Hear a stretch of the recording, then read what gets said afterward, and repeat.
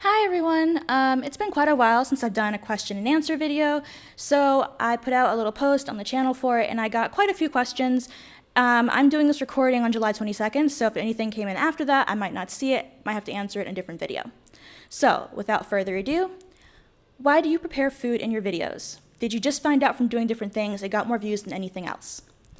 Actually, I just really like to cook. When I was staying with my parents in the US for a couple months this year, they have a kitchen, and prior to that, I did not have a good kitchen. I was in Budapest. It was a very old building. You couldn't even use the oven. The stove barely worked. We had one pot and one pan. And I just really enjoy making new dishes, and having people to cook for is also really great because I've done it. I've made pies for just me, and then I'm stuck eating pie for like 3 meals a day for like 2 weeks. Nowadays, I mostly use food because I have to cook every day anyway. I try not to order from delivery services, although it's cheaper, but it's not as healthy. So it's just easy for me to get the background footage from my usual, here's my dinner, here's my meal prep for the week. Okay, question number 2. What's your opinion about Octavia Butler? Would you recommend still reading her? Because I read Fledgling and didn't like it, but I've seen several pages where they put Butler as one of the most important women in science fiction. So should I still give her the chance? Okay, so I have a vendetta against Beloved.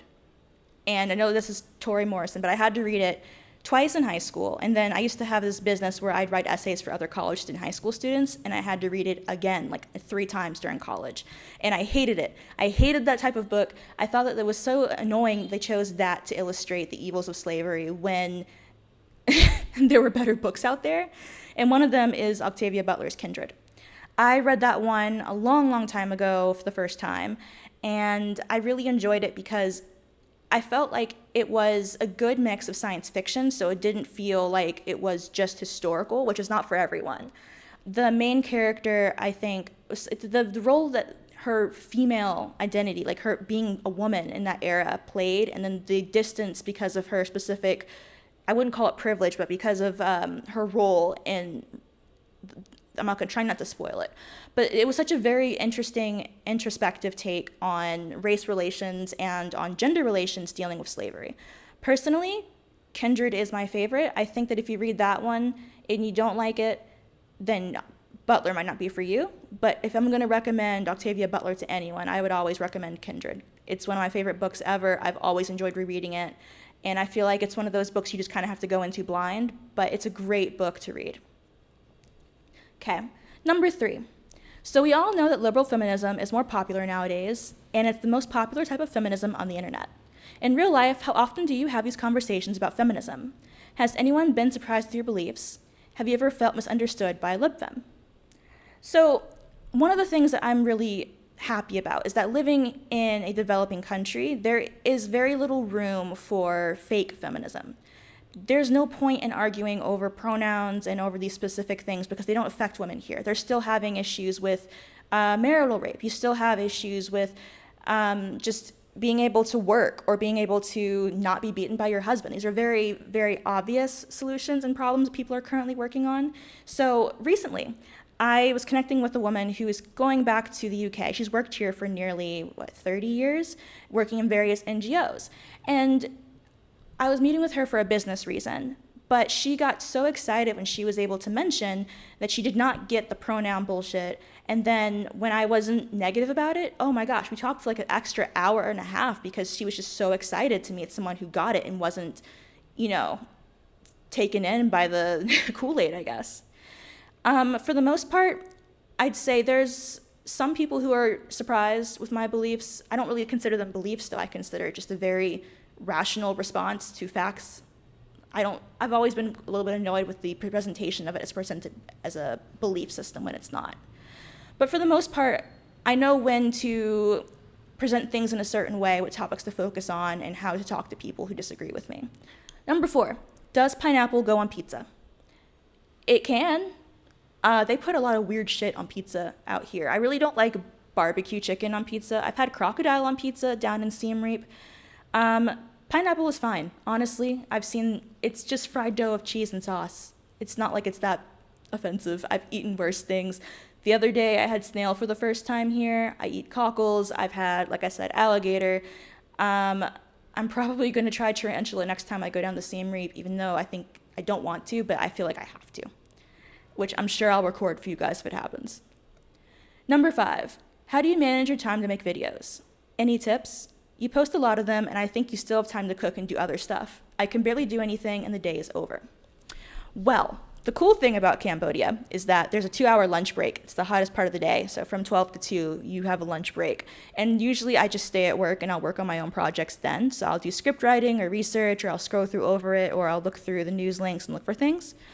Part of it is that, with the cooking at least, I'm just recording what I cook for dinner or lunch or whatever. None of the stuff is like for anyone else. It's just that I'm cooking food and this is what I'm making, and so I just take the extra time to record it step by step. It adds maybe 10 minutes to a recipe to set the cameras up and move them around. So that part's not too difficult. I've kind of gotten better at time management because I've been doing this for 4-ish years now, and I've kind of gotten my strategy down packed. I have my background footage. I have TikToks that I typically start saving when I start having like an idea. Like I'll start scrolling through Tumblr, see, oh, this is one about identity and consumerism, and I'll just start saving them preemptively. And then when I do have the script ready, I tend to already have something on hand. So it really just comes down to I got better at video editing and planning. And also I tend to have the free time during my lunch break, and I'm not going out of my way to get any special footage, do anything fancy with editing. I'm aware that I could probably do better with video editing. I'm sure I can find clips that are more on topic or whatever, but it's kind of a balance. You get 3 videos a week typically, and I get cooking footage and simple TikToks to show my point instead of doing very intense editing. Number 6, what's your stance on voting? And maybe cover ageism and the radfem community infighting. Those 2 things, the last, ageism and infighting, that will be a video topic. And I think I have covered ageism to an extent. But yeah, regarding voting, the thing about Cambodia is that it's really hard to get mail delivered here, and I just don't think it's going to be easy or feasible to get a ballot sent out here and then vote. I guess I could have one sent to my parents' house and have someone sign for me, but for me personally, I'm not voting this year because it's just a little bit impossible to do so from a country where mail service is not really a thing. You have to bribe the mail person to make sure you get your packages, or get someone else to bring it over from overseas, or pay for a courier, and I just think by the time I would manage to get everything done, it just wouldn't make it to the election in time. I do think that voting is really, really important, especially on a more local level. I think that a lot of people kind of have this, like, they've tuned it out. You just tune out the politics. It's so stupid, and there's so much of it, and you're just not doing it.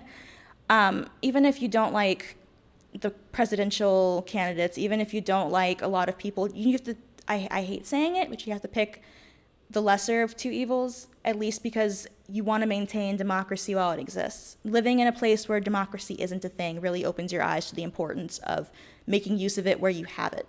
And even if this isn't exactly how things, the options you want it to have, I think it's important to vote, especially on the local level. Maybe you won't make a difference nationally, but if you can get in a woman who thinks it's important to feed kids during the school year and wants to open homeless shelters, that's going to make a difference in your community. Number 7, any video game recommendations? I am a completionist and boring. I literally do not stop playing games until I get every achievement, so I've played 10 games in my life that that I would consider like games I've played. I really love BioShock 1 and 2, The Witcher 3. It took me 4 years, but I finished it for the first time earlier this year, and now I have to play it again to get all of the achievements. And then maybe when it hits like 2030, I'll be ready for a new game. I did used to like Overwatch, but I got really tired of playing multiplayer games where I would have to just gamble with whether or not I got put in a lobby with someone who was rude or just be silent the whole game. I really like single player stuff, so if you have anything that's single player, kind of horror, science fiction type thing, I'm always open to trying it. Number 8, how long do you think the LGBT community will last?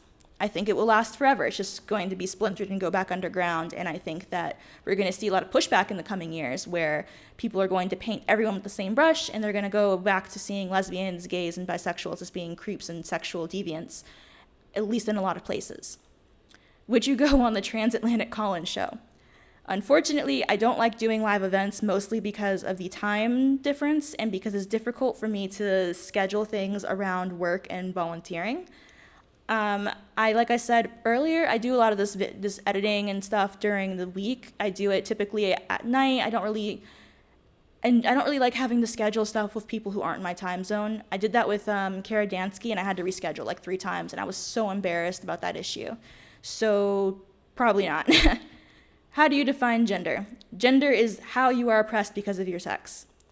What's the difference between bisexual, pansexual, polysexual? Bisexual refers to someone who's attracted to both sexes. Pansexual and polysexual refers to people who think they're special for being attracted to both sexes. Can you be asexual? I think so, but I also think that being asexual and aromantic, tend to go together, and I think that a lot of people overdefine asexual because they are responding to a hypersexual environment, which makes them think that not being attracted to everything that walks makes them weird. Is aro-ace just normal relationship with emotions? Without emotions? Honestly, it just seems like most likely something that occurs because someone has a developmental disorder or they have trauma I don't really think it comes by normally, but I also don't think that's something that really matters. It's kind of like the debate on sexuality. It doesn't really matter if it's socialized or if it's biological. The only thing that really matters, and because we're never going to know for certain, only thing that matters is knowing that it's not something you can change. How do you end up a critical feminist? I went to a liberal arts college for 2 years, and every woman that I was attracted to either hit a boyfriend and wanted a threesome, wanted me as a sex toy, or they had pronouns and wanted me to respect those pronouns. And I started watching Blair White during that era, and then I started reading more on Tumblr because I've been on Tumblr forever. And then I kind of just, I already agreed with a lot of the stuff, I just didn't have the words for it. So starting in college with the annoyances of college, I kind of fell into it, started reading more, and kind of got my stances to be more well-spoken. Do you think the incel to trans pipeline is real? Yes. Yes. Number 9, fave rad femme thinkers. Kimberly Crenshaw is someone who I really appreciate. Her intersectionality concept has been overtaken by people who misunderstand it and use it as basically a lever to get everything covered by feminism. Obviously, Andrea Dworkin, Gail Dines, pretty much, I've referenced a lot of these thinkers and writers in my videos, and I think that not everyone, I don't think a lot of people who call themselves radical feminists are actually radical feminists, but I also think it doesn't really matter long term. Gail Dines does a whole bunch of help to research on various topics, so who cares if she's married and has a son? I just think kind of feminist thinker is probably what I would refer to most people I'm interested in. I do really like Kara Dansky. Like I've mentioned her many, many times in this channel. She focuses on the law side of things, and she's really well-spoken and verbose, and I really enjoyed speaking with her. So if you are interested in learning more about the legal side of things, especially in the US, you should check out her book. Number 10, what inspired you to make content, and would you ever do collabs? Well, this channel started out as a cartoon review channel because I tended to have really long conversations with my friends on various topics, and I just enjoyed having another creative outlet for it. I'm someone who's always enjoyed cosplay. Like, I used to go all the time to Dragon Con when I used to live in Atlanta. I used to make really, really cringy outfits. I started doing sewing on a general level. I've done painting, photography, all these things, and I just really appreciated the community side of making videos. There's more of a community than just a one-way output. And as fan fiction communities started to change over the past 10 years, where it's no longer meeting friends and talking about stuff, it's more of I produce and maybe you get a like, I started going more into the video side of things. And then when I started learning more about radical feminism and the trans issue, it just kind of naturally came up that I would talk about these things because my channel was going from cartoon to just general commentary, and then it felt nice to realize that there were other people out there and I wasn't going insane. See, I actually would do collabs. I'm working on some right now. The problem, like I've mentioned before, is I'm in a weird time zone, and I hate scheduling with the time zone thing because I'm just really awful at keeping up with the correct translation of time. And also, I don't do live stuff very much. Part of it is that I don't have a great camera or web camera. I have a studio apartment, so it's not great. But I'm hoping to have a collaboration come out starting in August with 2 creators that I'm aware of, and there's another creator who I've been trying to arrange something with for a long time, who will probably be starring in a Can Men Be Feminist video. Number 11. Also, maybe something light and fun about you, like your favorite color. That would be green. I really love dark green, earthy green. I love being outside, so anything that's green, any shade, I really love green. Sports. I used to play lacrosse. I do not watch any sports. I will watch stuff live, and I'm interested in maybe starting up my kickboxing classes once I have some more money saved, but I'm not really interested in watching them. Artists. Well, musically, I really like country music. I really do. I like listening to the classics, Dolly Parton, Loretta Lynn, that kind of stuff, which I've mentioned before. Drawing type artists, I'm afraid I'm not really so much into. I like going to the Modern Art Museum down in Atlanta, and I would make fun of art with my friend because I was like, I can do that. But that's about it for me. I won't be watching Simone Biles because, again, I'm not really into sports. If there is something of interest to comment on, probably regarding sports in general and the treatment of women, the uniforms, you might hear some commentary, but I won't be watching it for my sake. Anyhow, on to our last couple questions. What are your ideas about the second demographic shift?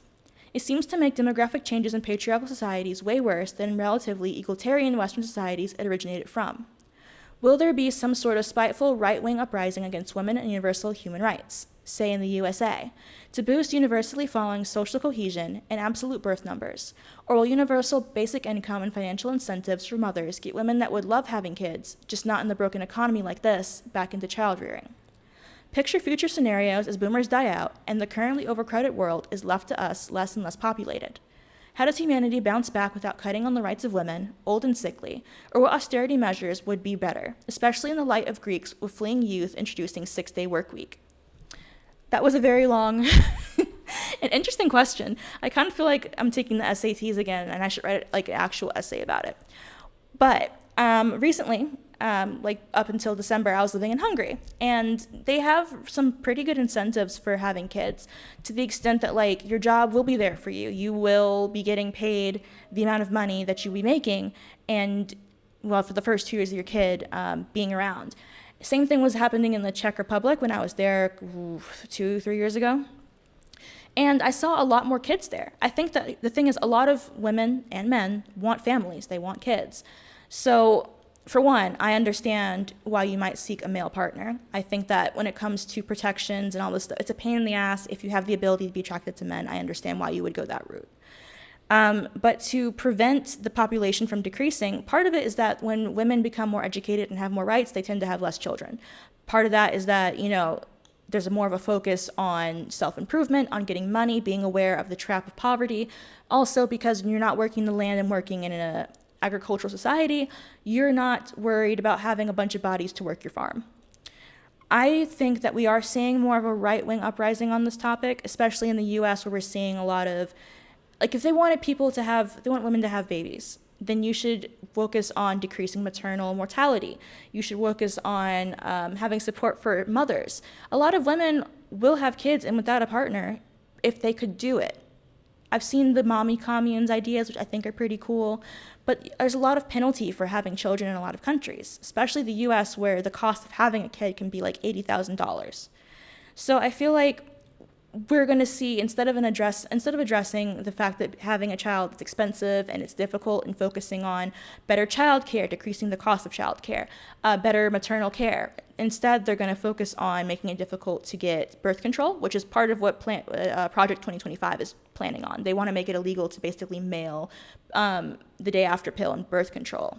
Instead of focusing on sex education for younger people to prevent them, make sure you have safe sex instead of working on maternal mortality. Nope, they're just going to make it to where you have no choice. And for a lot of people, being forced into being a parent, they're going to hate it, but they're going to do what's right for their kid. Or on the other hand, we're going to see people who absolutely did not want to be parents, and a lot of hurt and broken children because of that. I know that a lot of countries have this big issue with immigration. For example, I know that like in a lot of places in Europe, they're having immigrants come from other countries who want to come there, but they're not being considered to kind of mesh with the culture there. And on one hand, if you come from a area where misogyny and harm against women is super normalized, you're not trying to leave behind that culture and assimilate. And I think it can pose quite a danger. But I don't think that it's anything unique either. When people go to strange and foreign lands, they act differently. For example, here in Cambodia, there's a lot of guys who come over here and date women who are way, way, way younger than them, super poor. There was a street here that was particularly known for child prostitution. And even though they've cleaned up a lot of places, there's been a lot of high-profile cases of white guys coming here to Southeast Asia to do really, really awful things. So I just want to be clear that I don't think it's a race thing. I think it's a culture thing. I think it's the fact that certain cultures are more accepting of violence against women than others, and when you move to a new place and you are insistent on not compromising or adjusting to your new culture, you end up with this issue of harming the women there. People get upset about having immigrants, and it just becomes a huge issue. I think the only way that we can see humanity bounce back would be if the government grows a pair and puts money where it needs to go towards childcare, education, towards better healthcare. But I don't think we're going to see that anytime soon. I think we're far closer to seeing the pendulum go towards The Handmaid's Tale than towards Star Trek Utopia. All right, and number 13, our final question. What makes you more angry, AGP Dems or their female enablers? This is kind of a tough question because both are really annoying. But I feel like the female enablers get on my nerves more because there's a lot of delusion involved. There's a lot of refusing to listen to statistics and facts. There's a lot of just willful ignorance. And I think stupidity has always been more offensive to me. I'd rather you just be outright than coercive. It's kind of like arguing with different types of homophobia. I would rather just have the Bible thumping, you're going to hell because you're into women type of person than deal with one who's telling me that genital preferences are a thing and that I'm wrong for having them. At least one of them is aware of what they believe in and they're being honest. And I feel like AGPs, yeah, they're delusional, but at least you understand it's a sex thing, I can spot it, I know what you're doing, it's benefiting you. The female enablers, it's kind of like, what are you getting out of this besides, what, a feeling that you're a better person than people who call out their bullshit? In the end, I feel like the female enablers are the ones who get on my nerves the most, yeah. All right, well, those were the 13 questions that I got as of the day that I'm recording this. Thank you guys for sending in questions. Feel free to send in more down the line. And yeah. I will see you guys next time. Bye.